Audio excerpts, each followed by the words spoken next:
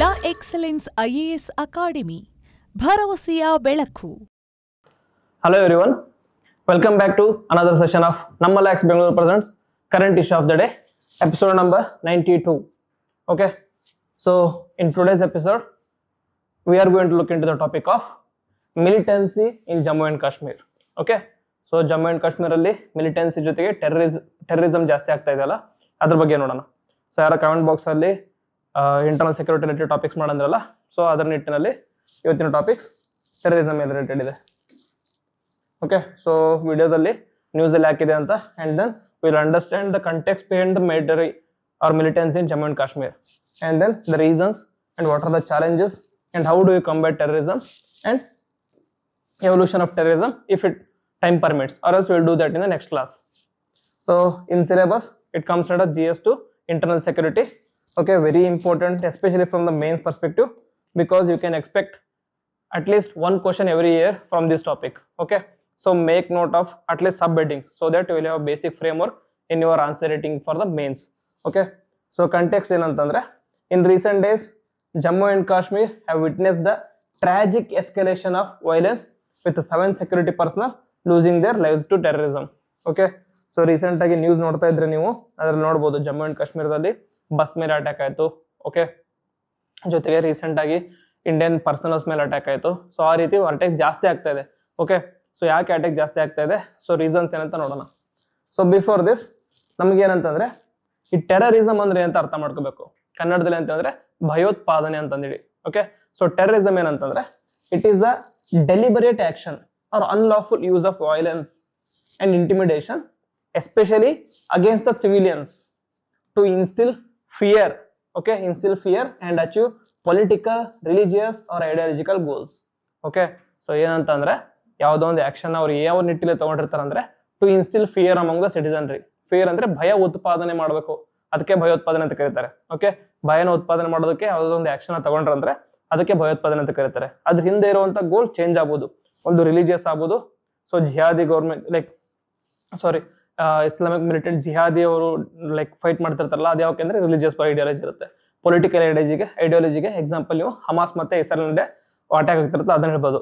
ಆಮೇಲೆ ಐಡಿಯಾಲಜಿ ಒಳಗಡೆ ಅವಾಗಿನ ಕಾಲದಲ್ಲಿ ಸೊ ಮಾವೋಯಿಸ್ಟ್ ಮತ್ತೆ ಯುರೋಪಿಯನ್ಸ್ ಮತ್ತೆ ಮಾವೋಯಿಸ್ಟ್ ಮತ್ತೆ ಹೊಡೆದಾಟ ಆಗ್ತಿರ್ತಲ್ಲ, ಅದಕ್ಕೆ ಹೇಳ್ಬೋದು ನೀವು. ಓಕೆ, ಡಿಫ್ರೆಂಟ್ ಗೋಲ್ ಇರುತ್ತೆ, ಬಟ್ ಏನಪ್ಪಾ ಅಂತಂದ್ರೆ ಫಿಯರ್ನ ಇನ್ಸ್ಟಿಲ್ ಮಾಡೋದು. Okay, so it seeks to influence governments or societies by creating a climate of fear, disruption and uncertainty. Okay, and ಇಂಡಿಯಾದಲ್ಲಿ ಅಂತಂದ್ರೆ as usual strong stance against terrorism with zero tolerance policy. And ಇನ್ನೊಂದೇನಂತಂದ್ರೆ, over all world ಅಲ್ಲಿ ಒಂದು definite ಆಗಿ definition ಇಲ್ಲ ಅದಕ್ಕೆ, ಸರಿನಾ? No universal definition. So ಅದಕ್ಕೇನಾಗುತ್ತೆ ಅಂದ್ರೆ, it has given this ambiguity gives terrorists an advantage and enables some countries to remain silent and veto against the global institutions. ಸರಿನಾ?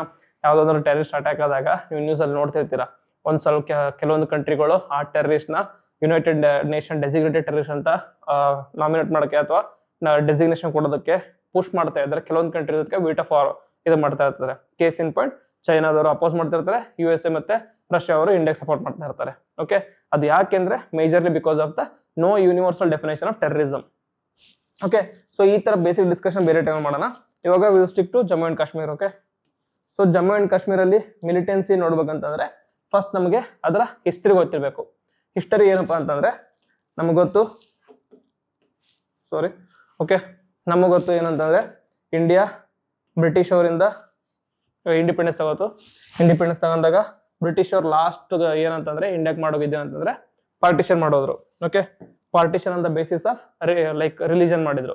Okay, ಅವಾಗ ಏನಂತಂದ್ರೆ ಮೌಂಟ್ ಬ್ಯಾಟನ್ ಪ್ಲಾನ್ ಪ್ರಕಾರ ಯಾವ್ದಾದ್ರು ಇಂಡಿಪೆಂಡೆಂಟ್ ಪ್ರಿನ್ಸಿ ಸ್ಟೇಟ್ಸ್ ಇತ್ತು ಅಂದ್ರೆ ಆ ಪ್ರಿನ್ಸಿ ಸ್ಟೇಟ್ಸ್ಗೆ ಚಾನ್ಸ್ ಕೊಟ್ರು, either to join Indian union or Pakistan union ಅಂತ. ಎಲ್ಲರೂ ಯಾರು ಸರ್ದಾರ್ ವಲ್ಲಭಾಯ್ ಪಟೇಲ್ ಅವರ ಡಿಮ್ಯಾಂಡ್ ಇಂದ, ಅವ್ರ ಹೋಮ್ ಮಿನಿಸ್ಟರ್ ಇದ್ರಲ್ಲ, ಅವ್ರ ಫೋರ್ಸ್ ಇಂದ, ಒತ್ತಡದಿಂದ ಅಥವಾ ಸ್ಟಿಕ್ ಅಂಡ್ ಕ್ಯಾರೆಟ್ ಪಾಲಿಸಿಯಿಂದ ಎಲ್ಲ ಸ್ಟೇಟ್ಸ್ ಅವರು ಕೂಡ ಇದರ ಇಂಡಿಯಾ ಜಾಯ್ನ್ ಆಗೋಕ್ಕೆ ಚೂಸ್ ಮಾಡ್ಕೊಂಡ್ರು. ಕೊನೆಗೆ ಏನಂತಂದ್ರೆ 3 ಸ್ಟೇಟ್ಸ್ ಉಳ್ಕೊಂಡಿದ್ದು. ಓಕೆ, 3 ಸ್ಟೇಟ್ಸ್ ಯಾವುದು ಅಂತಂದ್ರೆ, ನಮ್ಮ ಸೌತ್ ಇಂಡಿಯಾದಲ್ಲಿ Hyderabad state. Okay, Hyderabad state ಇತ್ತು. ನಾರ್ತ್ ಅಲ್ಲಿ ಜೌನ್ಪುರ್ ಅಂತ ಇತ್ತು. ಫುಲ್ ನಾರ್ತ್ ಅಲ್ಲಿ ಅಂದ್ರೆ ಜಮ್ಮು ಅಂಡ್ ಕಾಶ್ಮೀರ್ ಸ್ಟೇಟ್ ಇತ್ತು. ಇವ್ರು ಏನೇನಪ್ಪ ಅಂತಂದ್ರೆ they wanted to remain independent. ಸರಿನಾ, ಅವ್ರದೇ ಒಂದು ಕಂಟ್ರಿನ ಕ್ರಿಯೇಟ್ ಮಾಡ್ಕೋಬೇಕಂತ ಅವ್ರದ್ದು ಇಂಪಾರ್ಟೆಂಟ್ ಇದು ಏನಿತ್ತಂದ್ರೆ ಅವ್ರ ಆಸೆ ಇತ್ತು. ಇಲ್ಲಿ ಹೈದರಾಬಾದ್ ಅಲ್ಲಿ ಮೆಜಾರಿಟಿ ಲೈಕ್ ಕಮ್ಯುನಿಟಿ ಯಾರಿತ್ತು ಅಂದ್ರೆ ಹಿಂದೂಸ್ ಇದ್ರು. ಓಕೆ, ಆಂಧ್ರ ಮತ್ತೆ ತೆಲಂಗಾಣದಲ್ಲಿ ಹಿಂದೂ ಜಾಸ್ತಿ ಇದ್ರು.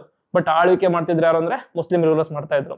ಸೊ ಅವ್ರು ಏನಂತಂದ್ರೆ ಲಿಯಾಕತ್ ಖಾನ್ ಮತ್ತೆ ಲೈಕತ್ ಅಲಿ ಅಂತ ಇಬ್ರು ಇದ್ರು. ಅವರು ಲಿಯಾಕತ್ ಖಾನ್ ಅವರು ಪಾಕಿಸ್ತಾನ ಪ್ರೈಮ್ ಮಿನಿಸ್ಟರ್ ಇದ್ರು, ಲೈಕತ್ ಅಲಿ ಹೈದರಾಬಾದ್ ಅವರ ಪ್ರೈಮ್ ಮಿನಿಸ್ಟರ್ ಇದ್ರು. ಅವರಿಬ್ರು ಏನಂತಂದ್ರೆ ಡ್ರೀಲ್ ಮಾಡ್ಕೊಂಡು ಪಾಕಿಸ್ತಾನ ಜಾಯ್ನ್ ಆಗ್ಬೇಕಂತ ಇದ್ರು.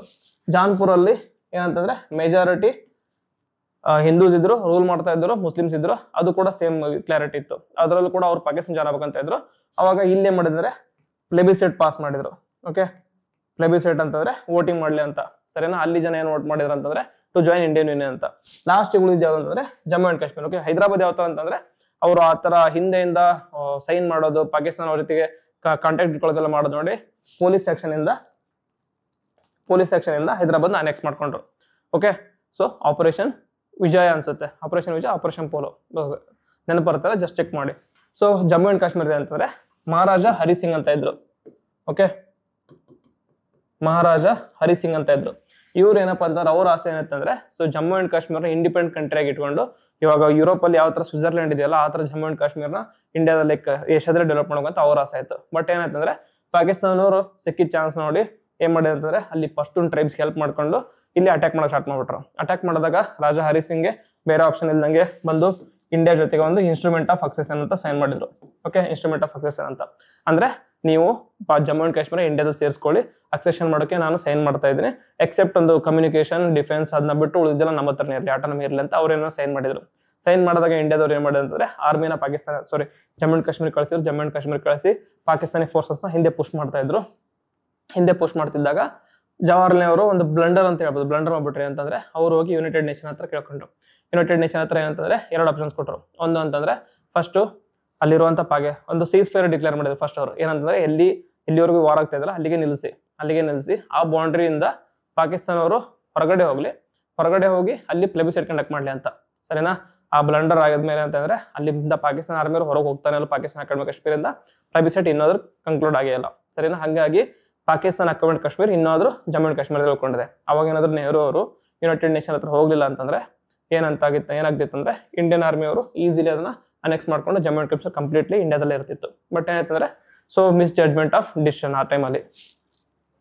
ಓಕೆ, ಸೊ ಇದೇ ಹಿಸ್ಟರಿ ಹೇಳ್ತಿರೋದು ಇಲ್ಲಿ. So instrument of accession sign ಮಾಡಿದ್ರು.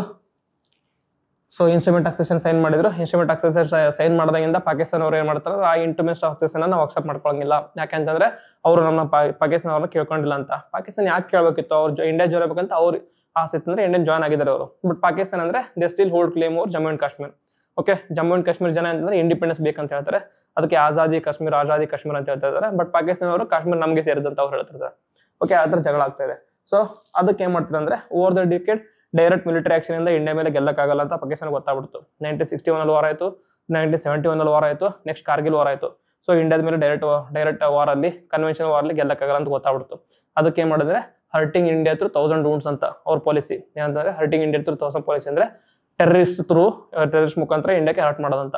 ಅದಕ್ಕೆ ಅವ್ರು ಏನ್ ಮಾಡಕಂದ್ರೆ ಟೆರರಿಸ್ಟ್ ಅವ್ರಿಗೆ ಟ್ರೈನಿಂಗ್ ಕೊಡೋದಾಗ್ಲಿ, ಆರ್ಮ್ಸ್ ಕೊಡೋದಾಗ್ಲಿ, ಅಮ್ಯುನಿಷನ್ ಕೊಡೋದಾಗ್ಲಿ ಎಲ್ಲ ರೀತಿಯಾದಂತ ಸಪೋರ್ಟ್ ಮಾಡಕ್ ಸ್ಟಾರ್ಟ್ ಮಾಡಿದ್ರು. ಅದನ್ನೇ ಮಾಡಿದ್ದು.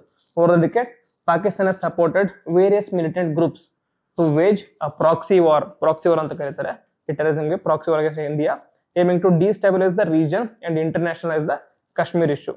ಸರಿನಾ, ಕಾಶ್ಮೀರ್ ಇಶ್ಯೂನ ಇಂಟರ್ನ್ಯಾಷನಲ್ ಮಾಡ್ಬೇಕಂತ ಅವ್ರದ್ದು. ಇಂಟರ್ನ್ಯಾಷನಲೈಸ್ ಅಂದ್ರೆ ಇಂಡಿಯಾದವರು ಕಾಶ್ಮೀರಿ ಅವ್ರನ್ನ ಹತ್ತಿಕ್ತಿದ್ದಾರೆ, ಇಂಟರ್ನ್ಯಾಷನಲ್ ಲೆವೆಲ್ ಇಂದ ಇಂಡಿಯಾ ಮೇಲೆ ಪ್ರೆಷರ್ ಬರಲಿ ಅಂತ ಅವ್ರು ಏಮ್ ಇರ್ತಿತ್ತು.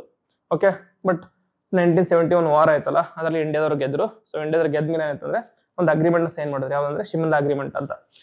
ಶಿಮ್ಲಾ ಅಗ್ರಿಮೆಂಟ್ ಅಲ್ಲಿ ಲೈನ್ ಆಫ್ ಕಂಟ್ರೋಲ್ ಅಂತ ಲೈಕ್ ಡಿಮಾರ್ಕೇಟ್ ಮಾಡಿದ್ರು. ಸರಿನಾ, ಟೆಂಪರರಿ ಬೌಂಡ್ರಿನ ಅದೇ ಪರ್ಮನೆಂಟ್ ಬೌಂಡ್ರಿ ಅಂತ ಡಿಕ್ಲೇರ್ ಮಾಡಿದ್ರು ಇಂಡಿಯಾ ಮತ್ತೆ ಪಾಕಿಸ್ತಾನ ಮಧ್ಯೆ. ಸೊ ಆ ಬೌಂಡ್ರಿ ಪ್ರಕಾರ ಪಾಕಿಸ್ತಾನ ಕಾಶ್ಮೀರ್ ಇನ್ನೊಂದು ಪಾಕಿಸ್ತಾನದಲ್ಲಿ ಉಳ್ಕೊಂಡಿದೆ. ಸರಿನಾ, ಜೊತೆಗೆ ಇನ್ನೊಂದು ಏನಂತಂದ್ರೆ ಕಾಶ್ಮೀರ್ ಇಶ್ಯೂನೇ ಇಂಟರ್ನ್ಯಾಷನಲೈಸ್ ಮಾಡ್ಬೇಡಿ ಅಂತ ಹೇಳಿದ್ರು. ಬಟ್ ಹೌದು, ಪಾಕಿಸ್ತಾನ ಬುದ್ಧಿ ಗೊತ್ತಲ್ಲ, ಏನಂತಂದ್ರೆ ಅಗ್ರಿಮೆಂಟ್ ಬ್ರೇಕ್ ಮಾಡಿ ಇನ್ನೂ ಕೂಡ ಇಂಟರ್ನ್ಯಾಷನಲೈಸ್ ಇಶ್ಯೂನ ಇಂಟರ್ನಲೈಸ್ ಮಾಡ್ತಿದ್ದಾರೆ. ಇನ್ನೇನು ಏನ್ ಮಾಡಿದ್ರು ಅಂತಂದ್ರೆ ಇಂಡಿಯಾದವರು ಆಲ್ಮೋಸ್ಟ್ ಎಲ್ಲ ಫ್ರೆಂಡ್ಶಿಪ್ ಎಲ್ಲ ಅಗ್ರಿ ಮಾಡ್ಕೊಳಕ್ ರೆಡಿ ಆದಾಗ ತಮ್ಮ ಫೋರ್ಸ್ನ ಕಾರ್ಗಿಲ್ ಅಲ್ಲಿ ಕಳಿಸಿ ಕಾರ್ಗಿಲ್ ವಾರ್ ಮಾಡಿಸಿದ್ರು. ಸರಿನಾ, ಆಮೇಲೆ ಕಾರ್ಗಿಲ್ ವಾರ್ನ ಇಂಡಿಯಾದವ್ರು ಗೆದ್ಮೇಲೆ ವಿಜಯ್ ದಿವಸ್ ಅಂತ ನಾವು ಸೆಲೆಬ್ರೇಟ್ ಮಾಡ್ತೀವಿ. ಅದನ್ನ ನಿಮ್ಗೆ ಗೊತ್ತಿರೋದೆ. ಬಟ್ ಬೇಸಿಕ್ ಐಡಿಯಾ ಅಂದ್ರೆ ಇಷ್ಟು ಗೊತ್ತಿರ್ಬೇಕಷ್ಟೇ. ಸೊ ಅದೇನ್ ಮಾಡೋದು ಅಂದ್ರೆ, ಸೊ ಪಾಕಿಸ್ತಾನ ಏನ್ ಮಾಡ್ತದೆ ಅಂದ್ರೆ as known to provide training, funding, logistic support etcetera ಹೇಳಿದ್ರೆ ಆ ಥರ. And group such as Jaish e Mohammed, Lashkar e Taiba have carried out numerous attacks. ಈ ಲಷ್ಕರ್ ಎ ತೈಬಾ ಇಂಪಾರ್ಟೆಂಟ್ ಯಾಕೆಂದ್ರೆ 26/11 ಅಟ್ಯಾಕ್ಸ್, ಸರಿನಾ. ಸ್ವಲ್ಪ ಮುಂಬೈಯಲ್ಲಿ ಛತ್ರಪತಿ ಶಿವಾಜಿ ಟರ್ಮಿನಲ್ ಆಗಲಿ, ತಾಜ್ ಹೋಟೆಲ್ ಆಗಲಿ, ಅದೆಲ್ಲ ಒಬೇರೆ ಹೋಟೆಲ್ ಆಗಲಿ ಎಲ್ಲ ಅಟ್ಯಾಕ್ ಮಾಡಿದ್ರಲ್ಲ, ಅದು it was carried out by Lashkar e Taiba. And Jaish e Mohammed ಅವರು ಕೂಡ ಉರಿ ಅಟ್ಯಾಕ್ ಮಾಡಿದ್ರಲ್ಲ, ಸೊ ಉರಿ ಮತ್ತೆ ಪುಲ್ವಾಮಾ ಅಟ್ಯಾಕ್ ಮಾಡಿಸಿದ್ದು ಜೈಷ್ ಎ ಮೊಹಮ್ಮದ್ ಅವರು. ಓಕೆ, ಜೈಷ್ ಎ ಮೊಹಮ್ಮದ್ ಅವರು ಅವರ ಲೀಡರ್ ಅಸಾದ್ ಮಜೂರ್ ಅಂತ ಇದ್ರು. ಅವ್ರನ್ನ ಇಂಟರ್ನ್ಯಾಷನಲಿ ರಿಕಗ್ನೈಸ್ ಟೆರರಿಸ್ಟ್ ಅಂತ ಡಿಕ್ಲೇರ್ ಮಾಡೋದಕ್ಕೆ ಇಂಡಿಯಾದವರು ಇದು ಮಾಡಿದ್ರೆ, ಚೈನಾದವರು ಅದಕ್ಕೆ ವಿಟೋ ಮಾಡಿ ಅಪೋಸ್ ಮಾಡಿದ್ರು. ಓಕೆ, ಸೊ ಅದು ಇನ್ನೊಂದು ಡಿಸ್ಕಸ್ ಮಾಡೋಣ. ಓಕೆ, ಸೊ ಅದ್ರ ಜೊತೆಗೆ ಪಾಕಿಸ್ತಾನದ್ದು ISI ಅಂತಿದೆ, ಇಂಟರ್ ಸರ್ವಿಸ್ ಇಂಟೆಲಿಜೆನ್ಸ್, ಸರಿನಾ. ಅವ್ರದ್ದು ಸೀಕ್ರೆಟ್ ಸರ್ವಿಸ್ ಇಂಟೆಲಿಜೆನ್ಸ್ ಸರ್ವಿಸ್ ಇದೆ. ಅವ್ರು ಏನ್ ಮಾಡ್ತಾರೆ ಅಂತಂದ್ರೆ ಪಾಕಿಸ್ತಾನದಿಂದ ಇಂಡಿಯನ್ ಒಳಗಡೆ ಟೆರರಿಸ್ಟ್ ನ ಕಳಿಸ್ತಾ ಇದ್ದಾರೆ, ಸರಿ, ಕಳಿಸಿ ಟ್ರೈನ್ ಮಾಡಿ ಕಳಿಸ್ತಾ ಇದ್ದಾರೆ. Okay, and then these groups not only receive material support but also benefit from the strategic depth and safe havens provided with in the Pakistan borders. ಸರಿನಾ, ಅಟ್ಯಾಕ್ ಮಾಡೋದು ವಾಪಸ್ ಪಾಕಿಸ್ತಾನಕ್ಕೆ ಹೋಗೋದು. ಪಾಕಿಸ್ತಾನ ಗೊತ್ತಿರೋದು ನಿಮ್ಗೆ already, Pakistan considers a safe haven for the terrorist. Safe haven ಅಂತಂದ್ರೆ ಅಲ್ಲಿ ಟೆರರಿಸ್ಟ್ಗೆ ಆರಾಮಾಗಿ ಉಳ್ಕೊಳ್ಳೋಕೆ ಟ್ರೈನಿಂಗ್ ಎಲ್ಲ ಕೊಟ್ಟಿರ್ತಾರೆ. ಇಂಡಿಯಾದಲ್ಲಿ ಅಂದ್ರೆ ಟೆರರಿಸ್ಟ್ ಅಂದ್ರೆ ಈಸಿಲಿ ಅಟ್ಯಾಕ್ ಮಾಡಿ ಅವ್ರನ್ನ ಕೊಲೆ ಮಾಡ್ಬಿಡ್ತಾರೆ. ಸೊ ಬಟ್ ಪಾಕಿಸ್ತಾನ ಅಂದ್ರೆ ಸೇಫ್ ಹೇವನ್ ಇದೆ. ಇದು ಹಿಸ್ಟಾರಿಕಲ್ ಕಂಟೆಕ್ಸ್ಟ್ ಆದ್ರೆ, ಇದು ಬರೀ ಹಿಸ್ಟಾರಿಕಲ್ ಕಂಟೆಕ್ಸ್ಟ್ ಇಂದ ಅಷ್ಟೇ ಟೆರರಿಸಮ್ ಇದೆ ಅಂತಂದ್ರೆ ಇಲ್ಲ. ಟೆರರಿಸಮ್ ಅಂದ್ರೆ ಅದಕ್ಕೆ ವೈಡ್ ರೇಂಜ್ ಆಫ್ ರೀಸನ್ಸ್ ಇರುತ್ತೆ. ಸೊ ಅದರಲ್ಲಿ ಇಂಪಾರ್ಟೆಂಟ್ ರೀಸನ್ಸ್ ಯಾವ್ದು ಅಂತಂದ್ರೆ, ಒಂದು ಲಿಮಿಟೆಡ್ ಕಂಟ್ರೋಲ್ ಆಫ್ ಇಂಡಿಯಾ. ಸರಿ, ಏನಂತಂದ್ರೆ ಜಮ್ಮು ಅಂಡ್ ಕಾಶ್ಮೀರ್ ಮೇಲೆ ಆರ್ಟಿಕಲ್ 370 ಅಬ್ರೋಗೇಟ್ ಮಾಡೋಕೆ ಮುಂಚೆ ಏನಂತಂದ್ರೆ ಜಮ್ಮು ಅಂಡ್ ಕಾಶ್ಮೀರಲ್ಲಿ ಕಂಪ್ಲೀಟ್ ಆಟೋನಮಿ ಇತ್ತು, ಸರಿನಾ. ಎಕ್ಸೆಪ್ಟ್ ಡಿಫೆನ್ಸ್ ಮತ್ತೆ ಕಮ್ಯುನಿಕೇಶನ್ ಮತ್ತೆ ಇನ್ನೊಂದು ಅದು ಬಿಟ್ಟರೆ ಉಳಿದಿದ್ದಲ್ಲ ಅಲ್ಲಿ ಆಟೋನಮಿ ಇತ್ತು. ಆಟೋನಮಿ ಇದ್ದಾಗ ಇಂಡಿಯನ್ ಕಂಟ್ರೋಲ್ ಕಡಿಮೆ ಇತ್ತು. ಸೊ ಅಲ್ಲಿ ಏನಾಗ್ತಿಲ್ಲ ಅಂತ ಅಷ್ಟೊಂದು ಇಂಡಿಯಾ ಗೊತ್ತಾಗ್ತಿದ್ದಿಲ್ಲ. ಅದ್ರ ಜೊತೆಗೆ ಪಾಕಿಸ್ತಾನ ಆಕ್ಯುಪೈಡ್ ಕಾಶ್ಮೀರ್ ಇದೆಯಲ್ಲ, ಅದೆಲ್ಲ ಕಂಪ್ಲೀಟ್ ಆಗಿ ಪಾಕಿಸ್ತಾನದಲ್ಲಿದೆ. ಅವ್ರು ಏನ್ ಮಾಡ್ತಾರೆ, ಅಲ್ಲೆಲ್ಲ ಟ್ರೈನ್ ಮಾಡೋದು, ಇಂಡಿಯಾ ಕಳ್ಸೋದು ಮಾಡ್ತಿರ್ತಾ ಇದ್ರು. Okay, limited control of India and then support from Pakistan. Already discuss ಮಾಡಿದ್ವಿ. ಸಪೋರ್ಟ್ ಯಾವ ತರ ಮಾಡ್ತಾರೆ ಅಂದ್ರೆ ಬರೀ ಮಟೀರಿಯಲ್ ಸಪೋರ್ಟ್ ಅಷ್ಟೇ ಅಲ್ಲ, ಅವ್ರಿಗೆ ಉಳ್ಕೊಳ್ಳೋಕೆ ಜಾಗನೂ ಕೊಡ್ತಾರೆ, safe. Okay, so intelligence training ಕೊಡ್ತಾ ಇದ್ದಾರೆ ಥ್ರೂ ISI ಇಂದ. Okay, and then religious fanaticism ಏನ್ ಮಾಡ್ತಾರೆ ಅಂದ್ರೆ, ಇದೆ ನೋಡಿ ಎಕ್ಸಾಂಪಲ್ ಅಂತಂದ್ರೆ ಯಾವ ತರ ಅಂತಂದ್ರೆ, ಟೆರರಿಸಮ್ ಅಲ್ಲಿ ಪೊಲಿಟಿಕಲ್ ಮತ್ತೆ ರಿಲಿಜಿಯನ್ ಓವರ್ಲ್ಯಾಪ್ ಆಗುತ್ತೆ. ಓಕೆ, ಸೊ ಕಾರ್ಲ್ ಮಾರ್ಕ್ಸ್ ಅವರು ರಿಲಿಜಿಯನ್ಗೆ ಅಂತ ಕರೀತಾರೆ ಅಂದ್ರೆ, religion is the OPM of masses, ಸರಿನಾ. ಕೆಲವೊಂದು ಬಾರಿ ಪೊಲಿಟಿಕಲ್ ಐಡಿಯಲ್ಸ್ ಇರ್ತಾವಲ್ಲ, ಪೊಲಿಟಿಕಲ್ ಐಡಿಯಲ್ಸ್ ನಾಟ್ ಅಟ್ರಾಕ್ಟಿವ್ ಇರಲ್ಲ, ಸರಿನಾ. ಅಟ್ರಾಕ್ಟಿವ್ ಇರಲ್ಲ ಜನಕ್ಕೆ, ಮಾಸಸ್ಗೆ ಜಾಯ್ನ್ ಆಗಕ್ಕೆ. ಅದೇ ಇನ್ ಕೇಸ್ ಏನಾದ್ರು ನೀವು ರಿಲಿಜಿಯಸ್ ಫ್ಯಾನಟಿಸಮ್ ಅಲ್ಲಿ ಇನ್ಕ್ಲೂಡ್ ಮಾಡಿದ್ರೆ, okay, there is a threat or religion ಆ ಥರ ಏನಾದ್ರು ಇನ್ಕ್ಲೂಡ್ ಮಾಡಿದ್ರೆ ಜನ ಈಸಿಲಿ ಅಟ್ರಾಕ್ಟ್ ಆಗ್ತಾರೆ. ಓಕೆ, ಅಟ್ರಾಕ್ಟ್ ಆಗ್ತಾರೆ. ಸೊ ಇವಾಗ ಇದೇ ಎಕ್ಸಾಂಪಲ್ ತಗೊಳ್ಳಿ. ಜಮ್ಮು ಅಂಡ್ ಕಾಶ್ಮೀರ್ ಬೇಸಿಕಲಿ ಯಾವ್ದಿತ್ತು, ಪೊಲಿಟಿಕಲ್ ಐಡಿಯಾಲಜಿ, ಸರಿನಾ. ಪೊಲಿಟಿಕಲ್ ಯಾವ ತರ ಅಂತಂದ್ರೆ, ಕಾಶ್ಮೀರ್ ಇಂಡಿಯಾಕ್ಕೆ ಸೇರಿದ್ದು ಇಲ್ಲ ಪಾಕಿಸ್ತಾನ ಸೇರಿದ್ದು, ಇಲ್ಲಿ ಇಂಡಿಪೆಂಡೆಂಟ್ ಅಂತ, ಸರಿನಾ. ಜನ ಅಷ್ಟೊಂದಕ್ಕೆ ಸಪೋರ್ಟ್ ಮಾಡ್ತಾ ಇದ್ದಿಲ್ಲ. ಓಕೆ, ಇಂಡಿಪೆಂಡೆಂಟ್ ಸಪೋರ್ಟ್ ಮಾಡ್ತಾ ಇದ್ದಿಲ್ಲ. ಅವಾಗ ಏನ್ ತಗೊಂಡ್ಬಂದ್ರೆ ರಿಲಿಜಿಯನ್ ಆಂಗಲ್ ತಗೊಂಡ್ಬಂದ್ರು. ರಿಲಿಜಿಯನ್ ಆಂಗಲ್ ಅಂತಂದ್ರೆ, ಜಮ್ಮು ಅಂಡ್ ಕಾಶ್ಮೀರ ಏನಾದ್ರು ಇಂಡಿಯಾ ಕಂಪ್ಲೀಟ್ ಆಗಿ ಕಾಂಕರ್ ಮಾಡ್ಕೊಂತಂದ್ರೆ, ಕಂಪ್ಲೀಟ್ ಆಗಿ ಇಂಡಿಯಾ ಕಂಟ್ರೋಲ್ ಬಂತಂದ್ರೆ ಹಿಂದೂಸ್ ಜಾಸ್ತಿ ಆಗ್ತಾರೆ, ಮುಸ್ಲಿಮ್ಸ್ಗೆ ಕಷ್ಟ ಆಗುತ್ತೆ ಅಂತ ಹೇಳಿ ಆ ಟೈಮಲ್ಲಿ ಏನಂತಂದ್ರೆ, ಬಿಕಾಸ್ ಆಫ್ ರಿಲಿಜಿಯನ್ ಫ್ಯಾನಟಿಸಮ್ ಅಂದ್ಬಿಟ್ಲೆ ಎಕ್ಸೋಡಸ್ ಆಫ್ ಕಾಶ್ಮೀರಿ ಪಂಡಿತ್ಸ್ ಆಯ್ತು, ಸರಿನಾ. ಎಕ್ಸೋಡಸ್ ಆಫ್ ಕಾಶ್ಮೀರಿ ಪಂಡಿತ್ಸ್, ಸರಿನಾ. ಒಂದೇ ಒಂದು ಕೆಲವೇ ದಿನಗಳಲ್ಲಿ ಏನ್ ಮಾಡಿದಂತೆ ಹಲವಾರು ಕಾಶ್ಮೀರಿ ಪಂಡಿತ್ಸ್ನ ಅವ್ರ ಮನೆಯನ್ನ ಸುಡೋದಾಗ್ಲಿ, ಅವ್ರನ್ನ ಕೊಲೆ ಮಾಡೋದಾಗ್ಲಿ, ಅವ್ರನ್ನ ಓಡಿಸಿ ಕಳಿಸ್ಬಿಟ್ರು, ಸರಿನಾ. ಸೊ ರಿಲಿಜಿಯಸ್ ಆಂಗಲ್ ತಗೊಂಡಾಗ ಟೆರರಿಸಮ್ ಇದೆಯಲ್ಲ ಒಂದು ನೆಕ್ಸ್ಟ್ ಲೆವೆಲ್ ಎಕ್ಸ್ಟ್ರೀಮಿಸಮ್ ಆಗುತ್ತೆ. ಓಕೆ, ಅದನ್ನೇ ಮಾಡಿದ್ದು ಅವ್ರು ಪಾಕಿಸ್ತಾನ ಮತ್ತೆ ಜಮ್ಮು ಅಂಡ್ ಕಾಶ್ಮೀರಲ್ಲಿ. And then porous borders. Okay,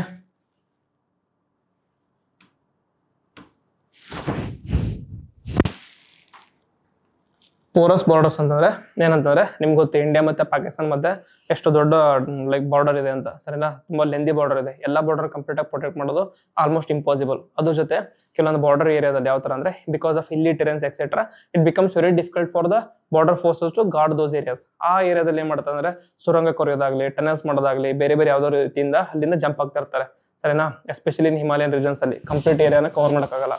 ಅಲ್ಲಿ ಇಲ್ಲಿ ಲೋಕಲ್ ಸಪೋರ್ಟ್ ಏನ್ ಮಾಡ್ತಾರೆ ಅಂದ್ರೆ ಅವರು ಜಂಪ್ ಆಗ್ಬಿಡ್ತಾರೆ. ಅಂಡ್ ದೆನ್ ಡ್ರೆಕೋನಿಯನ್ ಲಾಸ್, ಸರಿನಾ. ಇದೆಲ್ಲ ಯಾವ ತರ ಅಂತಂದ್ರೆ, ಎಕ್ಸ್ಟರ್ನಲ್ ಸಪೋರ್ಟ್ಸ್ ಆಯ್ತಂದ್ರೆ ಒಂದೇನಂತಂದ್ರೆ, ಇಂಡಿಯಾದಿಂದ ಒಂದು ಪ್ರಾಬ್ಲಮ್ ಏನಾಯ್ತಂದ್ರೆ ಡ್ರೆಕೋನಿಯನ್ ಲಾ ಅಂತಂದ್ರೆ, ಇಂಡಿಯಾದವರು ಅಲ್ಲಿ ಟೆರರಿಸ್ಟ್ ಆಕ್ಟಿವಿಟೀಸ್ ಮತ್ತೆ ಟೆರರಿಸಮ್ ನ ಕಂಟ್ರೋಲ್ ಮಾಡೋಕ್ಕೋಸ್ಕರ ಕೆಲವೊಂದು ಸ್ಟ್ರಿಕ್ಟ್ ಲಾಸ್ ತಗೊಂಡ್ಬಂದ್ರು. ಯಾಕಂದ್ರೆ ನಾರ್ಮಲ್ ಲಾಸ್ ವರ್ಕ್ ಆಗಲ್ಲ ಅಂತ ಗೊತ್ತಾಯ್ತು, ಸ್ಟ್ರಿಕ್ಟ್ ಲಾಸ್ ತಗೊಂಡ್ಬಂದ್ರು. ಆ ಸ್ಟ್ರಿಕ್ಟ್ ಲಾಸ್ ಯಾವ್ದಂದ್ರೆ ಆಸ್ಪಾ ಅಂತ ಕರೀತಾರೆ. Armed forces special powers act and public safety act. ಇದರಲ್ಲಿ ಅಂತಂದ್ರೆ ಲೈಕ್ ವೈಡ್ ರೇಂಜ್ ಆಫ್ ಪವರ್ಸ್ನ ಆರ್ಮ್ಡ್ ಫೋರ್ಸಸ್ಗೆ ಕೊಟ್ಟರು, ಸರಿನಾ.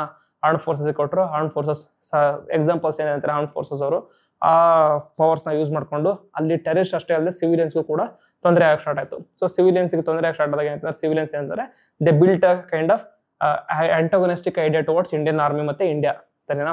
Antagonistic attitude ಬೆಳೀತವ್ರಿಗೆ. ಆಂಟೋಗನಿಸ್ಟ್ ಆಟಿಟ್ಯೂಡ್ ಬೆಳೆದಾಗ ಏನ್ ಮಾಡ್ತಾರೆ, ಆಬ್ವಿಯಸ್ಲಿ ಯಾರ್ದರ ಮೇಲೆ ದ್ವೇಷ ಐತಂದ್ರೆ they will find solace in someone else.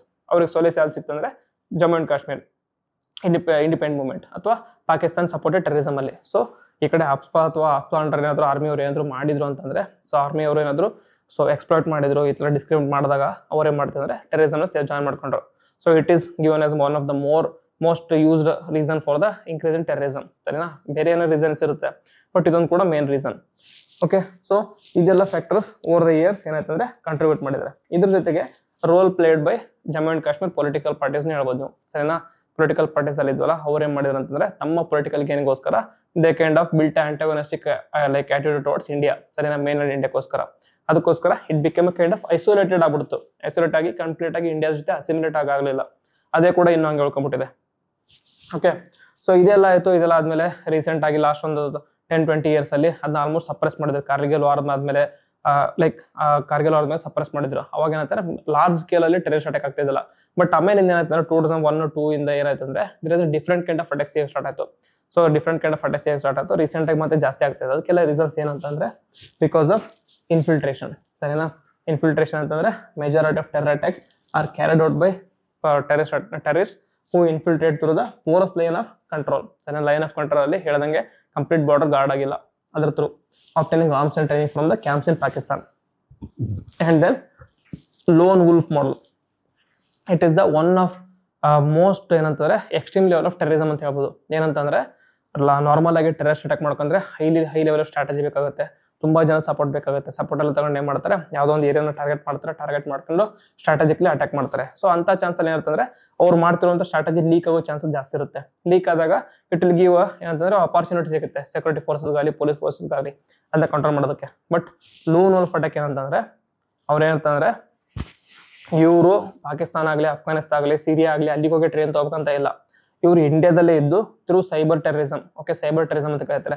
Cyber ಅಲ್ಲಿ ಅನಾನಿಮಿಟಿ ಜಾಸ್ತಿ ಇದೆ, ಅದನ್ನ ಯೂಸ್ ಮಾಡ್ಕೊಂಡು ಆನ್ಲೈನ್ ಅಲ್ಲೇ ಟೆರರಿಸ್ಟ್ ಟ್ರೈನಿಂಗ್ ಆಗ್ತಾ ಇದೆ ಅವ್ರಿಗೆ. ಟೆರರಿಸಮ್ ಟ್ರೈನಿಂಗ್ ಯಾವ ತರ ಅಂತಂದ್ರೆ ಅವ್ರಿಗೆ ಫಸ್ಟ್ ರ್ಯಾಡಿಕಲೈಸ್ ಮಾಡ್ತಾರೆ, ಅದನ್ನ ರ್ಯಾಡಿಕಲೈಸ್ ಮಾಡಿ ಇಂಡಾಕ್ಟ್ರೇಟ್ ಮಾಡ್ತಾರೆ.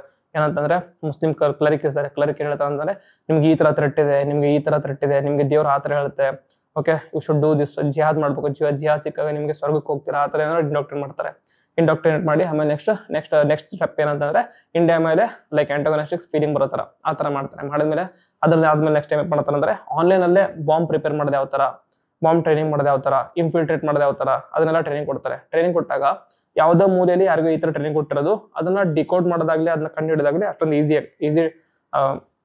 ಈಸಿ ಟಾಸ್ಕ್ ಅಲ್ಲ. ಸೊ ಟಾಸ್ಕ್ ಈಸಿ ಆಗ್ಲಿಲ್ದಾಗ ಏನಂತಂದ್ರೆ obviously and easily they will be able to attack, ಸರಿನಾ. ಇದಕ್ಕೆ ಬೆಸ್ಟ್ ಎಕ್ಸಾಂಪಲ್ಸ್ ಏನಂತಂದ್ರೆ 26/11 ಅಟ್ಯಾಕ್ಸ್ ಹೇಳ್ಬೋದು. 26/11 ಅಟ್ಯಾಕ್ ಹೇಳ್ಬೋದು. ಇದಕ್ಕಿಂತ ಬೆಸ್ಟ್ ಎಕ್ಸಾಂಪಲ್ ಅಂದ್ರೆ ರೀಸೆಂಟ್ ಆಗಿ ಶ್ರೀಲಂಕಾದಲ್ಲಿ ಈಸ್ಟರ್ ಅಟ್ಯಾಕ್ಸ್ ಆಯ್ತಲ್ಲ, ಈಸ್ಟರ್ ಬಾಂಬ್ ಬ್ಲಾಸ್ಟ್. ಕ್ರಿಶ್ಚಿಯನ್ ಚರ್ಚ್ಗೆ ಹೋಗಿ ಮುಸ್ಲಿಮ್ಸ್ ಅವರೆಲ್ಲ ಬಾಂಬ್ ಬ್ಲಾಸ್ಟ್ ಮಾಡಿದಾರೆ, ಅಲ್ಲಿ ಮುಸ್ಲಿಂ ಟೆರರಿಸ್ಟ್ ಎಲ್ಲ ಬಾಂಬ್ ಬ್ಲಾಸ್ಟ್ ಮಾಡಿದಾರಲ್ಲ, ಅವೆಲ್ಲ ಲೋನ್ ವೋಲ್ಫ್ ಅಟ್ಯಾಕ್ ಅಂತ ಕರಿಬಹುದು. ಏನಂತಂದ್ರೆ ಒಬ್ಬನೇ ಇರ್ತಾನೆ, ಅವನಿಗೆಲ್ಲ ಟ್ರೈನಿಂಗ್ ಕೊಡ್ತಾರೆ ಆನ್ಲೈನ್ ಅಲ್ಲಿ, ಅವನ ಒಬ್ಬನೇ ಅಟ್ಯಾಕ್ ನ ಕ್ಯಾರಿ ಮಾಡ್ತಾನೆ, ಸರಿನಾ. ಸೊ ಒಬ್ಬೊಬ್ಬರೇ ಇದ್ದಾಗ ಕಂಡು ಹಿಡಿದು ಬಹಳ ಕಷ್ಟ ಆಗುತ್ತೆ. And then access to weapons, ಸರಿನಾ. ಇದಕ್ಕೆ ವೆಪನ್ಸ್ ಆಕ್ಸೆಸ್ ಯಾರು ಕೊಡ್ತಾರೆ ಅಂದ್ರೆ ಈಸಿಲಿ ಈಗ ಯಾರು ಹೇಳ್ಬೋದು ಅಂತಂದ್ರೆ obviously it is given by ISI ಮತ್ತೆ ಪಾಕಿಸ್ತಾನ ಆರ್ಮಿ ಸಪೋರ್ಟ್ ಮಾಡ್ತಾ ಇದ್ದಾರೆ, ಸರಿನಾ. ಇನ್ನೊಂದಂದ್ರೆ ಪಾಕಿಸ್ತಾನದಲ್ಲಿ ಡೆಮೋಕ್ರೆಟಿಕ್ ಗೌರ್ಮೆಂಟ್ಗಿಂತ ಡೀಪ್ ಸ್ಟೇಟ್ ಅಂತ ಕರೀತಾರೆ. ಡೀಪ್ ಸ್ಟೇಟ್ ಅಂದ್ರೆ any decision taken by the government is based on the run by army ಅಥವಾ ISI ರನ್ ಮಾಡುತ್ತೆ, ಅದಕ್ಕೆ ಡೀಪ್ ಸ್ಟೇಟ್ ಅಂತ ಕರೀತಾರೆ. ಅಲ್ಲಿ ನಮ್ಮ ಇಂಡಿಯಾದಲ್ಲಿ ಆರ್ಮಿ ಏನಂತಂದ್ರೆ it is just a tool ಅಥವಾ it is just a part of government. Major ಆಗಿ ನಡೆಯೋದು ಯಾವ್ದಂದ್ರೆ ಡೆಮೋಕ್ರೆಟಿಕ್ ಇದೆ, ಸ್ಟ್ರಾಂಗ್ ಡೆಮೋಕ್ರಸಿ ಇದೆ ಇಂಡಿಯಾದಲ್ಲಿ, ಸರಿನಾ. ಪಾಕಿಸ್ತಾನದಲ್ಲಿ ಆ ತರ ಇಲ್ಲ. ಎಷ್ಟೊಂದ್ ಸರಿ ಲೈಕ್ ಡೆಮೋಕ್ರೆಟಿಕ್ ಎಲೆಕ್ಟೆಡ್ ಗೌರ್ಮೆಂಟ್ ನ ಆರ್ಮಿದವರು ಇದು ಮಾಡಿದ್ದಾರೆ, ಸರಿನಾ. ನವಾಜ್ ಶರೀಫ್ ಅವ್ರದೆಲ್ಲ ಗೌರ್ಮೆಂಟ್ ನ ತೆಗೆದು ಹಾಕಿ ಲೈಕ್ ಆರ್ಮಿ ಅವರೆಲ್ಲ ಅಲ್ಲಿ ರೂಲ್ ಮಾಡಿದ್ದಾರೆ, ಸರಿನಾ. ಆರ್ಮಿ ಜಾಸ್ತಿ ಇದಾಗುತ್ತೆ. ಸೊ ಆರ್ಮಿ ಯಾವ್ದಾದ್ರು ದೇಶದಲ್ಲಿ ರೂಲ್ ನ ಕಂಟ್ರೋಲ್ ಮಾಡ್ಕೊಂಡಿರ್ಬೇಕಂದ್ರೆ ಅವ್ರು ಏನ್ ಮಾಡ್ಬೇಕಂದ್ರೆ ಒಂದು ಫಿಯರ್ ಇಂದ ಮಾಡ್ತಾರೆ. ಸೊ ಫಿಯರ್ ಇಂದ ರೂಲ್ ಮಾಡಿದ್ರೆ ತುಂಬಾ ದಿನ ನಡೆಯಂಗಿಲ್ಲ, ಸರಿನಾ. ಫಿಯರ್ ಇಂದ ರೂಲ್ ಮಾಡ್ತಾರೆ, ತುಂಬಾ ದಿನ ನಡೆಯಂಗಿಲ್ಲ. ಇಲ್ಲ ಅಂದ್ರೆ ಇನ್ನೊಂದವ್ರಿಗೆ ಬಿಸಿ ಇಡಬೇಕು ಸಿಟಿಸನ್ಸ್ ನ. ಯಾವ ತರ ಬಿಸಿ ಇಡ್ಬೇಕಂದ್ರೆ ಯಾವ್ದೋ ಒಂದು ಕಂಟ್ರಿ ನಮ್ಮ ಮೇಲೆ ಈ ತರ ಪರ್ಸ್ಯೂಡ್ ಅಟ್ಯಾಕ್ ಇದೆ, ಥ್ರೆಟ್ ಇದೆ, ಆ ತರ ಅಂತೇಳಿ ಏನ್ ಮಾಡ್ತಾರೆ ಅಂದ್ರೆ ಯಾವುದೇ ಒಂದು ಇಶ್ಯೂ ಬರ್ಲಿ ಇಂಡಿಯಾದಿಂದ ಅದನ್ನ ಅವ್ರು ಯಾವ ತರ ತೋರಿಸ್ತಿರ್ತಾರೆ ಅಂದ್ರೆ ಇಂಡಿಯಾದವ್ರು ಬೇಕಂತ ಮಾಡಿದ್ದಾರೆ ಸರಿನಾ. ಇಂಡಸ್ ಟ್ರೀಟಿ ಆಗಲಿ, ಇಂಡಸ್ ಟ್ರೀಟಿ ಮಾಡಿದಾಗ ಪಾಕಿಸ್ತಾನ ನೀರು ಕಮ್ಮಿ ಆದ್ರೆ ಇದು ಮಾಡಿದ್ದು ಇಂಡಿಯಾದವ್ರೆ ಸರಿನಾ. ಪಾಕಿಸ್ತಾನದಲ್ಲಿ ಫ್ಲಡ್ಸ್ ಆಯ್ತಾರೆ, ಇದು ಮಾಡಿದ್ದು ಕೂಡ ಇಂಡಿಯಾದವರೇ ಮಾಡಿದ್ದಾರೆ. ಸೊ ಆ ಥರ ಇಂಡಿಯಾ ಮೇಲೆ ಆಂಟಾಗನಿಸ್ಟಿಕ್ ಐಡಿಯಾಲಜಿನ ಬೆಳೆಸ್ಕೊಂತಾನೆ ಇರ್ತಾರೆ. So that they will keep the citizens busy ಇಟ್ಟು ಅದರ ಅಪೋಸಿಟ್ ಆಗಿ ಇಂಡಿಯಾನ ವಿಲನ ಮಾಡ್ತಾರೆ ಅವರು ಸರಿನಾ. ಡೀಪ್ ಸ್ಟೇಟ್ ಅವ್ರು ಮಾಡೋದು ಅದೇ ತರ ಆಗಿ ಅದ್ರ ಜೊತೆಗೆ ವೆಪನ್ಸ್ ಎಲ್ಲ ಕೊಡ್ತಾರೆ. ಅಂಡ್ ದೆನ್ ಪಬ್ಲಿಕ್ ಸಿಂಪತಿ ಅಂತಂದ್ರೆ ಒಂದು ನ್ಯಾರೇಟಿವ್ ಯಾವ ತರ ಬೆಳೆದಿದೆ ಅಂದ್ರೆ, ಸೊ ಜಮ್ಮು ಅಂಡ್ ಕಾಶ್ಮೀರದಲ್ಲಿ ಇಂಡಿಯನ್ ಆರ್ಮ್ ಫೋರ್ಸಸ್ ಇದೆಯಲ್ಲ, ಇಂಡಿಯನ್ ಆರ್ಮ್ ಫೋರ್ಸಸ್ ಅವರು ನಾರ್ಮಲ್ ಸಿವಿಲಿಯನ್ಸ್ ಮೇಲೆ ಅಟ್ಯಾಕ್ ಮಾಡಿ ಅವ್ರಿಗೆ ಎಕ್ಸ್ಪ್ಲೋಟ್ ಮಾಡ್ತಾ ಇದ್ದಾರೆ ಅಂತೇಳಿ. ಆ ಎಕ್ಸ್ಪ್ಲೋಟ್ ಮಾಡ್ತಿದ್ರೆ ಅಂದಾಗ ಅಲ್ಲಿ ಲೋಕಲ್ ಸಿವಿಲಿಯನ್ಸ್ ಇರ್ತಾರಲ್ಲ ಅವ್ರಿಗೆ ಒಂದು ರೀತಿ ಸಿಂಪತಿ ಬೆಳೆದ್ಬಿಟ್ಟಿದೆ. ಸಿಂಪತಿ ಬೆಳೆದಾಗ ಏನ್ ಮಾಡ್ತಾರೆ ಅಂದ್ರೆ ಅವರು ಟೆರರಿಸ್ಟ್ಗೆ ಸಪೋರ್ಟ್ ಮಾಡ್ತಾರೆ ಸರಿನಾ. ಟೆರರಿಸ್ಟ್ಗೆ ಸಪೋರ್ಟ್ ಮಾಡ್ತಾರೆ. ನೀವು ನೋಡಿರ್ಬೋದು ಲೈಕ್ ಲಾಸ್ಟ್ ಒಂದು 7-8 years ಮುಂಚೆ ಬೋರನ್ ವಾನಿ ಅಂತ ಒಬ್ಬನಿದ್ದ ಅವನೇನಂತಂದ್ರೆ ಟೆರರಿಸ್ಟ್ ಆಗಿ ಲೀಡರ್. ಅವನ್ನ ಆರ್ಮ್ಡ್ ಫೋರ್ಸಸ್ ಅವರು ಕೊಲೆ ಮಾಡಿದಾಗ ಅವನ ಪೊಸಿಷನ್ಗೆ almost lakhs of people together join ಆಗಿದ್ರು ಸರಿನಾ. ಆ ರೀತಿಯಂತ ಸಿಂಪತಿ ಇದೆ ಅಲ್ಲಿ. Okay, they think of these terrorist as a freedom fighters ಸರಿನಾ. ಹೇಳ್ತಾರಲ್ಲ ಒಬ್ಬರಿಗೆ ಫ್ರೀಡಮ್ ಫೈಟರ್ ಆದ್ರೆ ಒಬ್ಬರಿಗೆ ಫ್ರೀಡಮ್ ಫೈಟರ್ ಆದ್ರೆ ಇನ್ನೊಬ್ಬರಿಗೆ ಟೆರರಿಸ್ಟ್, ಒಬ್ಬರಿಗೆ ಟೆರರಿಸ್ಟ್ ಆದ್ರೆ ಇನ್ನೊಬ್ಬರಿಗೆ ಫ್ರೀಡಮ್ ಫೈಟರ್ ಆ ತರ. ಓಕೆ, ಅದೇ ಫಾರ್ಮ್. ನೆಕ್ಸ್ಟ್ ಇನ್ಸೈಡರ್ ಸಪೋರ್ಟ್ಗೆ ಬೆಟರ್ ವರ್ಡ್ ಅಂದ್ರೆ ಆನ್ ಗ್ರೌಂಡ್ ವರ್ಕರ್ಸ್ ಅಂತ ಕರೀತಾರೆ. ಆನ್ ಗ್ರೌಂಡ್ ವರ್ಕರ್ಸ್ ಅಂದ್ರೆ ಅವರು ನಾರ್ಮಲ್ ಆಗಿ ಸಿವಿಲಿಯನ್ಸ್ ತರನೇ ಇರ್ತಾರೆ. ಅವರು ಅಟ್ಯಾಕ್ ಕ್ಯಾರಿ ಮಾಡೋದಾಗ್ಲಿ, ಟೆರರಿಸ್ಟ್ ಅಟ್ಯಾಕ್ ಮಾಡೋದಾಗ್ಲಿ ಏನು ಮಾಡಂಗಿಲ್ಲ. ಅವ್ರು ಏನ್ ಮಾಡ್ತಾರೆ ಅಂದ್ರೆ ಮೇನ್ ಟೆರರಿಸ್ಟ್ ಇರ್ತಾರಲ್ಲ ಅವ್ರಿಗೆ ಇನ್ಫಾರ್ಮೇಶನ್ ಕೊಡೋದು. ಸೆಕ್ಯೂರಿಟಿ ಫೋರ್ಸಸ್ ಇಲ್ಲಿದೆ ಅಲ್ಲಿಗೆ ಹೋಗಬೇಡಿ, ಸೆಕ್ಯೂರಿಟಿ ಫೋರ್ಸಸ್ ಈ ಕಡೆ ಇಲ್ಲಿದೆ ಹೋಗಬೇಡಿ. ಏನ್ ಮಾಡ್ತಾರೆ ಅಂದ್ರೆ ಆರ್ಮ್ಸ್ ಅಂಡ್ ಅಮ್ಯುನಿಷನ್ ಇಲ್ಲಿ ಇಟ್ಟಿರ್ತೀನಿ, ಈ ಟೈಮ್ ಬಂದು ತಗೊಂಡೋಗಿ ಸರಿನಾ. ಆ ತರ ನಾರ್ಮಲ್ ಸಿವಿಲಿಯನ್ಸ್ ತರನೇ ಇರ್ತಾರೆ. ಬಟ್ ಅವ್ರು ಏನ್ ಮಾಡ್ತಾರೆ ಅಂದ್ರೆ ಎಲ್ಲ ಇನ್ಫಾರ್ಮೇಶನ್ ಅವ್ರಿಗೂ ಸಪೋರ್ಟ್ ಮಾಡ್ತಿರ್ತಾರೆ ಸರಿನಾ. One of the major reason for like terrorist attacks on Indian personals ಇರುತ್ತಲ್ಲ, it is because of these on ground workers. Okay, these are the way how terrorism is evolved ಸರಿನಾ. Cyber terrorism ಆಗಲಿ, lone wolf ಆಗಲಿ, on ground workers ಆಗಲಿ, ಈ ತರ evolve ಆಗಿದೆ. Okay, so these are some of the reason for the increase in terrorism or terrorist attack in recent times. Okay, so ಇದಾದ್ಮೇಲೆ ನಿಮ್ಗೆ ಗೊತ್ತಾಯ್ತು ಏನ್ ಮಾಡಿದಾರೆ ಅಂತ. ಸೊ ಗೌರ್ಮೆಂಟ್ ಅವ್ರು ಇದಕ್ಕೆ ಏನ್ ಮಾಡಿದಾರೆ ಅಪೋಸಿಟ್ ಆಗಿ. ಓಕೆ, ಸೊ ಯುನೈಟೆಡ್ ನೇಷನ್ ಅವರು ಒಂದು ಫ್ರೇಮ್ವರ್ಕ್ ಕೊಟ್ಟಿದ್ದಾರೆ ಟೆರರಿಸಮ್ ಜೊತೆ ಡೀಲ್ ಮಾಡೋಕ್ಕೋಸ್ಕರ. ಫಸ್ಟ್ ಏನಂತಂದ್ರೆ ಗ್ರೌಂಡ್ ರಿಯಾಲಿಟಿನ ಚೆಕ್ ಮಾಡೋದು. ಗ್ರೌಂಡ್ ರಿಯಾಲಿಟಿ ಅಂದ್ರೆ ಟೆರರಿಸ್ಟ್ ಆಕ್ಟಿವಿಟಿ ಆಗ್ತದೆ ಅಂದ್ರೆ ಬೇಸಿಕ್ಲಿ ಎಲ್ಲ ಅಂದ್ರೆ ರೀಸನ್ ಇರಬೇಕು. ಆ ರೀಸನ್ ಕಂಡಿಡಿರಿ. ಓಕೆ, ಸೊ ಇಲ್ಲಿ ರೀಸನ್ ಏನಂತಂದ್ರೆ ಹಿಸ್ಟಾರಿಕಲ್ ಕಂಟೆಕ್ಸ್ಟ್ ಮತ್ತೆ ಬೇರೆ ರೀಸನ್. ಆಮೇಲೆ ನೆಕ್ಸ್ಟ್ ಅಂದ್ರೆ ಡೈರೆಕ್ಟ್ ಥ್ರೆಟ್ ಜೊತೆಗೆ ಡೀಲ್ ಮಾಡೋದು, ಡೈರೆಕ್ಟ್ ಆಗಿ ಹೆಡ್ ಆನ್ ಸರಿನಾ. ಥ್ರೆಟ್ ಏನಿಲ್ಲಿ ಟೆರರಿಸ್ಟ್ ಅಟ್ಯಾಕ್ಸ್. ಡೈರೆಕ್ಟ್ ಆಗಿ ಯಾವ ತರ ಡೀಲ್ ಮಾಡೋಕಂದ್ರೆ ಸೊ ನಮ್ಮ ಆರ್ಮಿ ಕೂಡ ಅವ್ರ ವಿರುದ್ಧ ಹೊರಡೋಕೆ ಸ್ಟಾರ್ಟ್ ಮಾಡಬೇಕು. ಮತ್ತೆ ಮೂರನೇ ಫ್ರೇಮ್ವರ್ಕ್ ಅಂತಂದ್ರೆ ಅಲ್ಲಿ ಲೋಕಲ್ ಜನಕ್ಕೆ ಸಿಂಪತಿ ಕೊಡ್ತಾರಲ್ಲ, ಆ ಸಿಂಪತಿ ಕೊಡೋದನ್ನ ಕಂಟ್ರೋಲ್ ಮಾಡಿ. ಯಾವ ತರ ಕಂಟ್ರೋಲ್ ಮಾಡ್ತೀರಾ, ಅವ್ರು ಡೆವಲಪ್ಮೆಂಟಲ್ ವರ್ಕ್ ಮಾಡೋ ಸ್ಟಾರ್ಟ್ ಮಾಡಿ. ಓಕೆ, ಡೆವಲಪ್ಮೆಂಟಲ್ ವರ್ಕ್ ಸ್ಟಾರ್ಟ್ ಮಾಡಿದ್ರೆ ಮುಂದೆ ಪ್ರಿವೆಂಟ್ ಮಾಡೋದಕ್ಕೋಸ್ಕರ ಏನ್ ಮಾಡ್ಬೇಕಂದ್ರೆ ಸೊ ಲೋಕಲ್ ಜನನ ಟ್ರೈನಿಂಗ್ ಅಲ್ಲಿ ಕರ್ಕೊಂಡು ಅವ್ರನ್ನೇ ಅವ್ರ ಅಪೋಸಿಟ್ ಕಟ್ಟಿ ಸರಿನಾ. ಅವ್ರನ್ನೇ ಟೆರರಿಸ್ಟ್ ವಿರುದ್ಧ ಕಟ್ಟಿದ್ರೆ ಏನಾಗುತ್ತೆ ಅಂದ್ರೆ it will result in better ಅಂತಂದ್ರೆ ಟೆರರಿಸಮ್ ವಿರುದ್ಧ ಹೋರಾಡಕ್ಕೆ ಬೆಟರ್ ಆಗುತ್ತೆ ಸರಿನಾ. ಡೈರೆಕ್ಟ್ ಆಗಿ ಆರ್ಮ್ಸ್ ಇಂದ ಹೋರಾಡಿದ್ರೆ ಟೆರರಿಸಮ್ ಎಂಡ್ ಆಗಲ್ಲ ಅಂತ ಅವ್ರು ಹೇಳ್ತಾರೆ ಸರಿನಾ. ಅದೇ ತರ ಇಂಡಿಯಾದಲ್ಲಿ ಕೆಲವೊಂದು ಮೆಥಡ್ಸ್ ನ ಫಾಲೋ ಮಾಡಿದ್ದಾರೆ. ಫಸ್ಟ್ ಏನಂತಂದ್ರೆ ಮಿಲಿಟರಿ ರೆಸ್ಪಾನ್ಸ್ ಸರಿನಾ. So this is direct response against violence and infiltration. So employing military forces to combat violence, coordinating operations of army, police and paramilitary forces through unified headquarters ಸರಿನಾ. ಏನಂತಂದ್ರೆ ಇಂಡಿಯಾದಲ್ಲಿ army ಇದೆ, paramilitary forces ಇದೆ, police forces ಇದೆ. ಇವೆಲ್ಲ ಏನಾಗುತ್ತೆ ಅಂದ್ರೆ normal ಆಗಿ ಸಿನರ್ಜಿ ಇರಂಗಿಲ್ಲ ಒಬ್ಬರ ಮಧ್ಯೆ. ಸಿನರ್ಜಿ ಅಥವಾ ಸಿಂಕ್ರನೈಸೇಷನ್ ಇಲ್ಲ ಅಂತಂದಾಗ there is a possibility of passing the buck ಅಂದ್ರೆ ರೆಸ್ಪಾನ್ಸಿಬಿಲಿಟಿ ಒಬ್ಬರಿಂದ ಒಬ್ಬರಿಗೆ ಟ್ರಾನ್ಸ್ಫರ್ ಮಾಡೋದಾಗುತ್ತೆ. ಸೊ ಇದು ನನ್ನ ಕೆಲಸ ಅಲ್ಲ, ನಿಮ್ ಕೆಲಸ ಅಲ್ಲ, ನಾವು ಮಾಡಿ ಅಂತ. So one of the major reason 26/11 attack ಅಂದ್ರೆ ಇದೆ. ಏನ್ ಹೇಳ್ತಾರೆ ಅಂತಂದ್ರೆ ಒನ್ ಆಫ್ ದ 26/11 ಅಟ್ಯಾಕ್ ಅಂತ ಮುಂಚೆ ಅಮೆರಿಕನ್ ಏಜೆನ್ಸಿ ಇದೆಯಲ್ಲ ಆಲ್ರೆಡಿ ಒಂದು 3 months ಗಿಂತ ಮುಂಚೆನೆ ಹೇಳಿದ್ರಂತೆ. ಸೊ ಪಾಸಿಬಲ್ ಅಟ್ಯಾಕ್ ಆಗೋ ಚಾನ್ಸ್ ಇದೆ, ಹುಷಾರಾಗಿದೆ ಅಂತೇಳಿ. ಹುಷಾರಾಗಿರಿ ಅಂದಾಗ ಅದೇನಂತಂದ್ರೆ ಆ ಟೈಮಲ್ಲಿ ಒಂದು ಡೆಡಿಕೇಟೆಡ್ ಏಜೆನ್ಸಿ ಇದ್ದಿಲ್ಲ ಸರಿ. ಡೆಡಿಕೇಟೆಡ್ ಏಜೆನ್ಸಿ ಇದ್ದಿಲ್ಲ ಅಂದಾಗ ಫಸ್ಟ್ ಆರ್ಮಿದವ್ರಿಗೆ ಹೇಳಿದ್ರು. ಆರ್ಮಿದವರು ಕೋಸ್ಟಲ್ ಗಾರ್ಡ್ಸ್ ಮುಂಬೈ ಲೋಕಲ್ ಪೊಲೀಸರು ಅದಾಗೆ ಪಾಸ್ ಆಗ್ತಾ ಲಾಸ್ಟಿಗೆ ಏನಾಯ್ತಂದ್ರೆ 26/11 ಅಟ್ಯಾಕ್ ಆಯ್ತು. ಆಲ್ಮೋಸ್ಟ್ ಒಂದು 300-400 ಜನ ಡೆತ್ ಆಯ್ತು. ಓಕೆ, ಅದೇ ತರ ಆಗುತ್ತೆ. ಅದಕ್ಕೆ ಅದನ್ನ ಓವರ್ಕಮ್ ಮಾಡಕ್ಕೆ ಏನ್ ಮಾಡಿದ್ರು ಅಂತಂದ್ರೆ ಮೂವರ ಮಧ್ಯೆ ಸಿನರ್ಜಿ ತರಕ್ಕೋಸ್ಕರ ಯೂನಿಫೈಡ್ ಹೆಡ್ ಕ್ವಾರ್ಟರ್ಸ್ ಸರಿನಾ. ಯೂನಿಫೈಡ್ ಹೆಡ್ ಕ್ವಾರ್ಟರ್ಸ್ ಮತ್ತೆ ಇನ್ಫಾರ್ಮೇಶನ್ ಇನ್ಸಿಮಿನೇಷನ್ ಮಾಡ್ತಿದ್ದಾರೆ. And then utilising paramilitary forces such as border security force, central like CRPF, central reserve police force and special forces, as well as establishing the Rashtriya rifles as a specialised force to combat insurgency ಸರಿನಾ.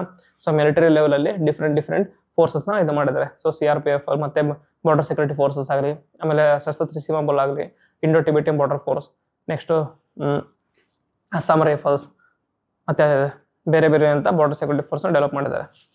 And then political dialogue and negotiations, ಸರಿನಾ. So on ground ಇದು first direct head on ಮಾಡಿದ್ವಿ. Next ಅಂತಂದ್ರೆ ಅದನ್ನ ಅರ್ಥ ಮಾಡ್ಕೊಳ್ಳೋಕೋಸ್ಕರ ಏನ್ ಮಾಡ್ಕೊಂಡ್ರೆ ಒಂದು ಅದನ್ನ ಇನಿಷಿಯೇಟ್ ಮಾಡೋರು ಯಾರದಾರಲ್ಲ ಅವ್ರ ಜೊತೆಗೆ ನೆಗೋಷಿಯೇಟ್ ಮಾಡಬೇಕು. ಸೊ ಇದರ ಇನಿಷಿಯೇಟ್ ಮಾಡೋರು ಅಂದ್ರೆ ಒಂದು ಜಮ್ಮು ಅಂಡ್ ಕಾಶ್ಮೀರ್ ಪೊಲಿಟಿಷಿಯನ್ಸ್, ಅದನ್ನ ಬಿಟ್ರೆ ಪಾಕಿಸ್ತಾನ ಅವರು. ಓಕೆ, ಅದಕ್ಕೋಸ್ಕರ ಇಂಡಿಯಾದವ್ರು ಏನ್ ಮಾಡಿದ್ರು ಅಂದ್ರೆ they were engaged in political dialogue and negotiations with the groups that have renounced violence. Okay, pursuing a dual strategy of holding dialogues with the moderate groups since 1997 with increased momentum after 9/11 attacks.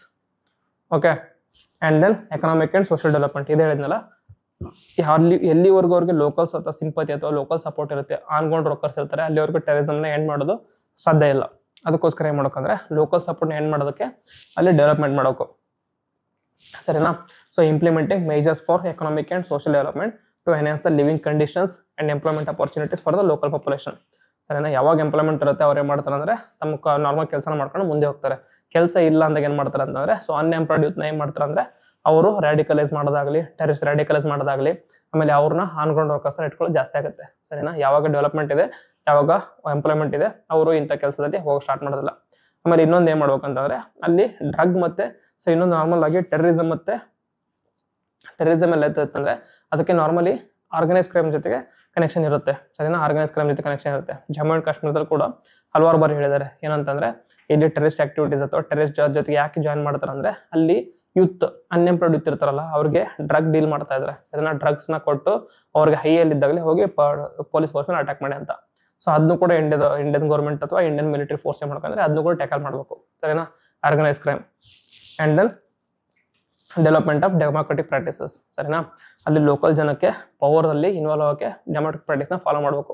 So ಅದರಲ್ಲಿ major ಆಗಿ ಇಂಡಿಯಾದಲ್ಲಿ follow ಮಾಡ್ತೀರಾ ಅಂದ್ರೆ panchayat raj institutions. So recent ಆಗಿ ನೋಡಿರ್ತೀರಾ ಅಲ್ಲಿ Jammu and ಕಾಶ್ಮೀರದಲ್ಲಿ ಇವಾಗ ಸ್ಟೇಟ್ಹುಡ್ ಅಂತ ತೆಗೆದ್ರು 370 ಅಬರ್ಗೇಷನ್ ಆದ್ಮೇಲೆ ಡೆಮೋಕ್ರೆಟಿಕ್ ಇನ್ಸ್ಟಿಟ್ಯೂಷನ್ಸ್ ತೆಗೆದ್ರು. ಬಟ್ ಆದ್ರೆ ಲೋಕಲ್ ಪಂಚಾಯತ್ ಲೆವೆಲ್ ಅಲ್ಲಿ ಎಲೆಕ್ಷನ್ಸ್ ಆಗ್ತಾನೆ ಇರುತ್ತೆ, ಅದನ್ನ ಯಾವತ್ತೂ ಸ್ಟಾಪ್ ಮಾಡಿಲ್ಲ, ಸರಿನಾ. ಆ ತರ ಕಂಟಿನ್ಯೂಸ್ ಮಾಡ್ತಾ ಇದ್ದಾಗ ಲೋಕಲ್ ಜನ ಅವರೇ ಎಲೆಕ್ಟ್ ಮಾಡ್ಕೊಂಡು ಅವರೇ ತಮ್ಮ ಪ್ರಾಬ್ಲಮ್ಸ್ ನ ಗವರ್ಮೆಂಟ್ ಮುಂದೆ ಇಡೋಕೆ ಸ್ಟಾರ್ಟ್ ಮಾಡ್ತಾರೆ. Instead of going to terrorist they will represent themselves, represent ಮಾಡ್ಕೊಂಡು ಸೊಲ್ಯೂಷನ್ ನೋಡ್ಕೊಳ್ಳೋಕೆ ಟ್ರೈ ಮಾಡ್ತಾರೆ. ಇದಾದ್ಮೇಲೆ ಡಿಪ್ಲೊಮ್ಯಾಟಿಕ್ ಇನಿಷಿಯೇಟಿವ್ ಅಂತಂದ್ರೆ ಪಾಕಿಸ್ತಾನ ಮತ್ತೆ ಜಮ್ಮು ಅಂಡ್ ಕಾಶ್ಮೀರ್ ಲೀಡರ್ಸ್ ಅಥವಾ ಟೆರರಿಸ್ಟ್ ಆರ್ಗನೈಸೇಷನ್ ಗ್ರೂಪ್ ಲೀಡರ್ಸ್ ಇರ್ತಲ್ಲ ಅವ್ರ ಮಧ್ಯೆ ಡಿಪ್ಲೊಮ್ಯಾಟಿಕ್ ಅನ್ನ ರಿಲೇಷನ್ಸ್ ಬೆಳ್ಕೊಳ್ಳೋದು. ಪೊಸಿಷನ್ ಅದ್ರ ಮೇಲೆ ಜೊತೆಗೆ strengthening India's position internationally by highlighting the Pakistan based militant groups who attack on India and the legislative assembly and Indian parliament in 2002, ಸರಿನಾ. Indian parliament ಮೇಲೆ attack ಮಾಡಿದ್ರು, Jammu and Kashmir legislative assembly attack ಮಾಡಿದ್ರು, ಅಂಥವೆಲ್ಲ highlight ಮಾಡಬೇಕು. Highlight ಮಾಡಿ ಇದರಿಂದ India suffer ಆಗಿ ಅಂತ ಹೈಲೈಟ್ ಮಾಡಬೇಕು. ಹೈಲೈಟ್ ಮಾಡಿ ಗ್ಲೋಬಲ್ ಅಲ್ಲಿ ಇಂಡಿಯಾ ಪರವಾಗಿ ಸಿಂಪತಿಗೆ ಏನ್ ಮಾಡಬೇಕು, ಕಾಶ್ಮೀರಿ ಅಥವಾ ಕಾಶ್ಮೀರಿ ಟೆರರಿಸ್ಟ್ ಬಗ್ಗೆ ಅಲ್ಲ, ಇಂಡಿಯಾ ಪರವಾಗಿ ಸಿಂಪತಿಗೆ ಏನ್ ಮಾಡಬೇಕು. ಇಂಡಿಯಾ ಪರವಾಗಿ ಸಿಂಪತಿಗೆ ಏನ್ ಮಾಡಿದಾಗ ಇಂಟರ್ನ್ಯಾಷನಲ್ ಲೆವೆಲ್ ಅಲ್ಲಿ ಇಂಡಿಯಾಗೆ ಸಪೋರ್ಟ್ ಮಾಡೋಕೆ ಸ್ಟಾರ್ಟ್ ಮಾಡ್ತಾರೆ, ಅದು ಡಿಪ್ಲೊಮ್ಯಾಟಿಕ್ ಅಲ್ಲಿ ಬರುತ್ತೆ. Okay, so these are the government measures. So ಇಷ್ಟಾದ್ರೂ ಕೂಡ ರೀಸೆಂಟ್ ಆಗಿ ಜಾಸ್ತಿ ಆಗ್ತಾ ಇದೆ. ಸೊ ಅದಕ್ಕೆ ಏನ್ ಮಾಡ್ಬೇಕಂದ್ರೆ ವೇ ಫಾರ್ವರ್ಡ್. ಸೊ ನಾ ಹೇಳ್ದಂಗೆ 4 ಮೆಥಡ್ಸ್ ಇರುತ್ತಲ್ಲ, ನಾನು ಹೇಳಿದಂತಲ್ಲ ಯುನೈಟೆಡ್ ನೇಷನ್ಸ್ ಅವರು ಹೇಳೋದು ಅದೇ ತರ 4 ಮೆಷನ್ಸ್ ಮಾಡ್ತಾರೆ. ಸೊ ಇಂಡಿಯಾದಲ್ಲಿ ಅದ್ರ ಜೊತೆಗೆ ಬೇರೆ ಏನ್ ಮಾಡಿದ್ರು ಅಂತಂದ್ರೆ ಲೆಜಿಸ್ಲೇಟಿವ್ ಮತ್ತೆ ಇನ್ಸ್ಟಿಟ್ಯೂಷನ್ ಮೆಕಾನಿಸಮ್ ಯಾವ್ದು ಅಂತಂದ್ರೆ ಲೆಜಿಸ್ಲೇಟಿವ್ ಅಲ್ಲಿ ಡೊಮೆಸ್ಟಿಕ್ ಲಾಸ್ ತಗೊಂಡಿದ್ದಾರೆ. Domestic law first one unlawful activities prevention act ಅಥವಾ UAP ಅಂತ ಕರೀತಾರೆ, ಸರಿನಾ. ಕೆಲವೊಂದು ಜನ ಇದಕ್ಕೆ ಕ್ರಿಟಿಸೈಸ್ ಮಾಡ್ತಾರೆ, ಕೆಲವೊಂದು ಜನ ಇದಕ್ಕೆ ಲೈಕ್ ಸಪೋರ್ಟ್ ಮಾಡ್ತಾರೆ. ಓಕೆ, ವೇರಿಯಸ್ ಇದೆ. ಅದರಲ್ಲಿ ಏನಂತಂದ್ರೆ it designates terrorist organisations and individual organisations and it criminalises terrorist activities and empowers authorities for investigation and prosecution, ಸರಿನಾ. ಯಾರಾದರೂ ಇಂಡಿವಿಜುವಲ್ ಟೆರರಿಸ್ಟ್ ಅಲ್ಲಿ ಆಕ್ಟಿವಿಟೀಸ್ ಇನ್ವಾಲ್ವ್ ಆಗಿರಲಿ ಇಲ್ಲ ಟೆರರಿಸ್ಟ್ ಆರ್ಗನೈಸೇಷನ್ ಇನ್ವಾಲ್ವ್ ಆಗಿರಲಿ ಅವರೆಲ್ಲರೂ ಟೆರರಿಸ್ಟ್ ಅಂತ ಡಿಕ್ಲೇರ್ ಮಾಡಿ ಅವ್ರ ಮೇಲೆ ಲೈಕ್ ಈ ರೀತಿ ಅಂತ ಇನ್ವೆಸ್ಟಿಗೇಷನ್ ಮತ್ತೆ ಪ್ರಾಸಿಕ್ಯೂಷನ್ ಮಾಡೋಕ್ಕೆ ಪವರ್ ಕೊಟ್ಟಿದ್ದಾರೆ. Okay, and then national investigation act of 2008, ಸರಿನಾ. 2008 ಅಲ್ಲಿ ಮುಂಬೈ ಮೇಲೆ ಅಟ್ಯಾಕ್ ಆಯ್ತಲ್ಲ, ಮುಂಬೈ ಮೇಲೆ ಅಟ್ಯಾಕ್ ಆದಾಗ there felt a need for like ಒಂದು ಆರ್ಗನೈಸೇಷನ್ ಬೇಕಾಗಿದೆ, ಸರಿನಾ. ಈ ತರ ಪಾಸಿಂಗ್ ದ ಬಗ್ಗೆ ಬದಲು ಒಂದು individual organisation which is only suited for dealing with these kind of activities such as terrorist activities. So ಅದಕ್ಕೋಸ್ಕರ ಏನ್ ಮಾಡಿದೆ ಅಂದ್ರೆ ನ್ಯಾಷನಲ್ ಇನ್ವೆಸ್ಟಿಗೇಟಿವ್ ಏಜೆನ್ಸಿ ಅಂತ ಸ್ಟಾರ್ಟ್ ಮಾಡಿದ್ರು. Established central agency for investigating and prosecuting terror related offences, okay, NIA ಅಂತ start ಮಾಡಿದ್ರು. ಇದಾದ್ಮೇಲೆ institution framework ಏನಿದೆ ಅಂತಂದ್ರೆ ಅದರಲ್ಲಿ ಇನ್ಸ್ಟಿಟ್ಯೂಷನ್ಸ್ ಯಾವುದು ಅಂತಂದ್ರೆ first one national security council secretariat. ಇದೇನ್ ಮಾಡುತ್ತೆ ಅಂದ್ರೆ it overseas and coordinates national security strategy including counter terrorist efforts. And ministry of home affairs ಇದೆ. ಸೊ ಈ ಮಿನಿಸ್ಟ್ರಿ ಏನ್ ಮಾಡುತ್ತೆ ಅಂದ್ರೆ it leads domestic counter terrorism operations and intelligence gathering. And then National Investigation Agency NIA ಇವಾಗ ಹೇಳಿದ್ನಲ್ಲ, investigates and prosecutes major terror related cases. And then international level ಅಲ್ಲಿ India ಕೂಡ agreements sign ಮಾಡಿದೆ. ಅದಕ್ಕೆ it is a signatory to various UN conventions against terrorism.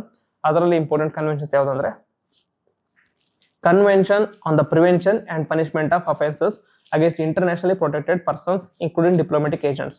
Okay, so ಇದು ಕೂಡ ಈ signatory ಇದೆ. And then International Convention against the Tracking of Hostages. So terrorist ಏನು ಮಾಡ್ತಾರೆ, ನಾರ್ಮಲಿ ಹೋಸ್ಟೇಜ್ನ ತಗೊಂಡೋಗಿ ನಮ್ದು ಏನಾದರೂ ನಿಮ್ಮ ಹೋಸ್ಟೇಜ್ನ ರಿಲೀಸ್ ಮಾಡ್ಬೇಕಂತಂದ್ರೆ ನಮ್ಮದು ಡಿಮ್ಯಾಂಡ್ಸ್ನ ಪೂರ್ತಿ ಮಾಡಿ ಅಂತ ಅದನ್ನು ಅಪೋಸ್ ಮಾಡ್ತಾರೆ. International convention for the separation of financing of terrorism, ಸರಿನಾ? ಸೊ FATF ಇದೆಯಲ್ಲ G7 ಅಲ್ಲಿ, ಅವ್ರು ಕೂಡ ಇದನ್ನ ಟೆರರಿಸ್ಟ್ ಆಕ್ಟಿವಿಟೀಸ್ನ ಕಂಟಿನ್ಯೂ ಆಗ್ಬೇಕಂದ್ರೆ ಅದಕ್ಕೆ ಅವ್ರದ್ದು ಫೈನಾನ್ಸ್ ಮಾಡಲೇಬೇಕಲ್ಲ. ಫೈನಾನ್ಸ್ ಇಲ್ಲ ಅಂದರೆ ಯಾವ ಥರ ಇದು ಮಾಡ್ತಾರೆ, ಅದಕ್ಕೋಸ್ಕರ ಯಾರು ಫೈನಾನ್ಸ್ ಮಾಡ್ತಾ ಇರ್ತಾರೆ ಆ ಗ್ರೂಪಿಗೆ ಅದಕ್ಕೆ ಸ್ಯಾಂಕ್ಷನ್ ಆಗ್ತಿರ್ತಾರೆ. ಅದಕ್ಕೆ ಗ್ರೇ ಲಿಸ್ಟ್ ಮತ್ತು ಬ್ಲ್ಯಾಕ್ ಲಿಸ್ಟ್ ಅಂತ ಇರುತ್ತೆ. ರೀಸೆಂಟಾಗಿ FATF ಅವರು ಫೈನಾನ್ಷಿಯಲ್ ಆಕ್ಷನ್ ಟಾಸ್ಕ್ ಫೋರ್ಸ್ ಅಂತ G7 ಸ್ಟಾರ್ಟ್ ಮಾಡಿದ್ದು. ಅವರು Pakistan because of the terror ಫಂಡಿಂಗ್ಗೋಸ್ಕರ ಅವ್ರನ್ನ ಗ್ರೇ ಲಿಸ್ಟಲ್ಲಿ ಇಟ್ಟಿದ್ರು, ಸರಿನಾ? ಇಡ್ಡದವರು ಪುಷ್ ಮಾಡ್ತಾ ಇದ್ರು ಬ್ಲ್ಯಾಕ್ ಲಿಸ್ಟ್ಗೆ ಹಾಕಿ ಅಂತ, ಬಟ್ ಅವರು ಅದನ್ನ ಗ್ರೇ ಲಿಸ್ಟಲ್ಲೇ ಇನ್ನು ಕಂಟಿನ್ಯೂ ಮಾಡ್ತಾ ಇದ್ದಾರೆ. ಇದಾದ್ಮೇಲೆ ಸೊ ಇದೆಲ್ಲ ಆಯಿತು. ಸೊ ಇನ್ನೂ ಆದರೂ ಕೂಡ ನಡೀತಿದೆಯಲ್ಲ, ಅದಕ್ಕೋಸ್ಕರ ವೇ ಫ್ರಾಡ್ ಯಾವ ಥರ ಅಂತಾರೆ, ಮುಂದೆ ಏನು ಮಾಡ್ಬೋದು, ಇನೋವೇಟಿವ್ ಐಡಿಯಾಸ್ ಏನಂತಂದರೆ ಫಸ್ಟ್ ಒನ್ ಪಬ್ಲಿಕ್ ಔಟ್ರೀಚ್, ಸರಿನಾ? ಪಬ್ಲಿಕ್ಕಲ್ಲಿ ಒಂದು ಅವೇರ್ನೆಸ್ ಜನರೇಟ್ ಮಾಡಬೇಕು. ಸೊ ಟೆರರಿಸ್ಟ್ ಅವರು ನಿಮ್ಮನ್ನ ಯೂಸ್ ಮಾಡ್ಕೊಳ್ತಿರೋದು ನಿಮ್ಮ ಒಳ್ಳೇದಕ್ಕಲ್ಲ, only for their own games, their own political ಗೇಮ್ಗೋಸ್ಕರ ರಿಲಿಜಿಯನ್ ಮತ್ತು ಲೋಕಲ್ ಇಶ್ಯೂಸ್ನ ತಗೊಂಬಂದು ನಿಮ್ಮನ್ನ ಅದರಲ್ಲಿ ಏನೋ ಮಾಡ್ತಾ ಇದ್ದಾರೆ. ಸೊ ನಿಮ್ಗೆ ಅದರಿಂದ ಏನು ಪ್ರಾಫಿಟ್ ಇಲ್ಲ ಅಂತ ಇವ್ರು ಅವೇರ್ನೆಸ್ ಜನರೇಟ್ ಮಾಡಬೇಕು. ಅದರಲ್ಲಿ security agency and government implemented good will measures, additional programmes addressing the fundamental issues face by the valley's residents such as infrastructure, education, livelihood etcetera ಅದರಲ್ಲಿ ನೆಸೆಸರಿ ಇರುತ್ತೆ, ಸರಿನಾ? ಸೊ ಇನ್ಫ್ರಾಸ್ಟ್ರಕ್ಚರ್ ಡೆವಲಪ್ ಮಾಡಿ, livelihood develop ಮಾಡಿ, education ಮೇಲೆ concentrate ಮಾಡಿ. ಅವಾಗ ಏನು ಮಾಡ್ತಾರೆ, ಎಜುಕೇಟೆಡ್ ಪರ್ಸನ್ ಏನು ಮಾಡ್ತಾರೆ ಅಂದರೆ, ಸೊ ಟೆರರಿಸ್ಟ್ ಅವ್ರು ಮಾಡ್ತಿರೋದು ರಾಂಗ್ ಇದೆ, ಅವ್ರು ಅದನ್ನ ಸಪೋರ್ಟ್ ಮಾಡೋಂಗಿಲ್ಲ, ಸಿಂಪತಿ ಕಡಿಮೆ ಆಗುತ್ತೆ ಅವ್ರಿಗೆ. And then deradicalisation and strengthening the security operators. Okay, deradicalisation ಮಾಡಬೇಕು, ಅದೇ ಹೇಳಿದ್ರೆ ರಾಡಿಕಲೈಸ್ ಆಗ್ತಿದೆ, ಅದನ್ನ ಕಂಟ್ರೋಲ್ ಮಾಡಬೇಕು ಅಂತ. And then financial sanctions. So terror groups posing as NGOs, non government organisation ಥರ ಪೋಸ್ ಮಾಡಿ ಅವರು ತೋರಿಸ್ಕೊಳ್ಳೋಕಷ್ಟೇ NGO, ಬಟ್ ಸಪೋರ್ಟಲ್ಲಿ ಅವ್ರಿಗೆ ಮಾಡ್ತಿರ್ತಾರೆ ಅಂತಂದರೆ ಟೆರರಿಸ್ಟ್ ಆರ್ಗನೈಸೇಷನ್ ಮಾಡ್ತಿರ್ತಾರೆ. Should be sanctioned to severe their funding for access to foreign funding. Okay, ಇದಕ್ಕೆ ಬೆಸ್ಟ್ ಎಕ್ಸಾಂಪಲ್ ಅದು ಜಾಕೀರ್ ನಾಯಕ್ ಅಂತ ಇದ್ರಲ್ಲ, ಜಾಕೀರ್ ನಾಯಕ್ ಅಂತ. So he is a Muslim influencer. ಇವ್ರು ಏನು ಮಾಡ್ತಿರ್ತಾರೆ, ಅವ್ರದ್ದೊಂದು ಯಾವುದೊಂದು NGO ಇತ್ತು, ಆ NGOಗೆ most of the Muslims around the world ಏನು ಮಾಡ್ತಿದ್ದಾರೆ, ಅದಕ್ಕೆ ಡೊನೇಟ್ ಮಾಡ್ತಾ ಇದ್ರು. ಇವ್ರು ಏನು ಮಾಡ್ತಿದ್ರು, ಅದನ್ನ ತಗೊಂಡೋಗಿ ಇಂಡಿಯನ್ ಮುಜಾಹಿದೀನ್ ಅಂತ ಒಂದು ಗ್ರೂಪ್ ಇತ್ತು, ಅದಕ್ಕೆ ಸಪೋರ್ಟ್ ಮಾಡ್ತಾ ಇದ್ರು. ಆ ಸಪೋರ್ಟ್ ಮಾಡಿದಾಗಿಂದ ಸೊ 2008 ಮತ್ತು 2009 ಬೆಂಗಳೂರಲ್ಲಾಗಲಿ, ಹೈದರಾಬಾದಲ್ಲಾಗಲಿ, ಮುಂಬೈಯಲ್ಲಾಗಲಿ ಸೀರಿಯಲ್ ಬ್ಲಾಸ್ಟ್ ಆಗಿದ್ದು, ಚಿಕ್ಕ ಬ್ಲಾಸ್ಟ್. ಅದಕ್ಕೆಲ್ಲ ಮಾಡಿದ್ರಂದ್ರೆ ಇಂಡಿಯನ್ ಮುಜಾಹಿದೀನ್ ಅವ್ರು ಮಾಡಿದ್ದು, ಅದಕ್ಕೆ ಸಪೋರ್ಟ್ ಮಾಡಿದ್ರೆ ಜಾಕೀರ್ ನಾಯಕ್ ಅವ್ರದ್ದು ಆರ್ಗನೈಸೇಷನ್. ಸೊ ಅದನ್ನ ಬ್ಯಾನ್ ಮಾಡಿದ್ರು. ಬ್ಯಾನ್ ಮಾಡಿವಾಗ ಇವ್ರು ಜಾಕೀರ್ ನಾಯಕ್ ಎಲ್ಲಿದ್ದಾರೆ ಅಂತಂದ್ರೆ, ಇವ್ನು ನೋಡೋಗಿ ಮಲೇಷ್ಯಾದಲ್ಲಿ ಕೂತ್ಕೊಂಡಿದ್ದಾನೆ, ಸರಿನಾ? ಮಲೇಷ್ಯಾದವರು ಇಂಡಿಯಾ ಗೌರ್ಮೆಂಟ್ ಮಲೇಷ್ಯಾದಿಂದ ಎಕ್ಸ್ಪೈಟೇಟ್ ಮಾಡಿ ಅವ್ರು ಅಂತ ಕೇಳ್ತಿದ್ದಾರೆ, ಬಟ್ ಮಲೇಷ್ಯಾ ಗೌರ್ಮೆಂಟ್ ಅವರು ಎಕ್ಸ್ಪೈಟೇಟ್ ಮಾಡಲ್ಲ, ಯಾಕಂದ್ರೆ ಅವರು ಸಿಟಿಜನ್ಶಿಪ್ ತಗೊಂಡಿದ್ದಾರೆ ಅಂತ. ಸೊ ಇದು ಕಂಪ್ಲೀಟ್ ಹೋಲಿಸ್ಟಿಕ್ ಆಗಿ ಕವರ್ ಮಾಡಿದ್ದೀನಿ. ನಿಮ್ಗೆ ಏನಾದರೂ ಡೌಟ್ ಇತ್ತಂದರೆ ಅದನ್ನ ಕಮೆಂಟ್ ಬಾಕ್ಸಲ್ಲಿ ಬರೀರಿ. ಜೊತೆಗೆ ಬೇರೆ ಯಾವ್ದಾದ್ರು ಟಾಪಿಕ್ ಡಿಸ್ಕಸ್ ಮಾಡೋಕಿತ್ತಂದರೆ ಅದನ್ನು ಕೂಡ ಕಮೆಂಟ್ ಬಾಕ್ಸಲ್ಲಿ ಬರೀರಿ. ಮುಂದಿನ ವಿಡಿಯೋದಲ್ಲಿ ಈ ವರ್ಲ್ಡ್ ಟೆರರಿಸಮ್ ಬಗ್ಗೆ ಆಗಲಿ, ಸೊ ನಾರ್ತ್ ಈಸ್ಟ್ ಇನ್ಸರ್ಜೆನ್ಸಿ ಆಗಲಿ, ಅದ್ರ ಬಗ್ಗೆ ಎಲ್ಲ ಡಿಸ್ಕಸ್ ಮಾಡೋಣ. ಓಕೆ, ಸೊ ಏನಾದರೂ ಬೇರೆ ವಿಡಿಯೋ ಮಾಡೋಕಿತ್ತಂದರೆ ಅದನ್ನ ಕಮೆಂಟ್ ಬಾಕ್ಸಲ್ಲಿ ಬರೀರಿ. ಸೊ ವಿಡಿಯೋ ಇಷ್ಟ ಆಗಿತ್ತಂದರೆ ಲೈಕ್ ಮಾಡಿ, ಕಮೆಂಟ್ ಮಾಡಿ, ಹಾಗೆ ಫ್ರೆಂಡ್ಸ್ ಜೊತೆ ಶೇರ್ ಮಾಡ್ಕೊಳ್ಳಿ. ಇದನ್ನ ಹೇಳ್ತಾ ವಿಡಿಯೋನ ಎಂಡ್ ಮಾಡ್ತೀನಿ. ಜೈ ಹಿಂದ್, ಜೈ ಕರ್ನಾಟಕ.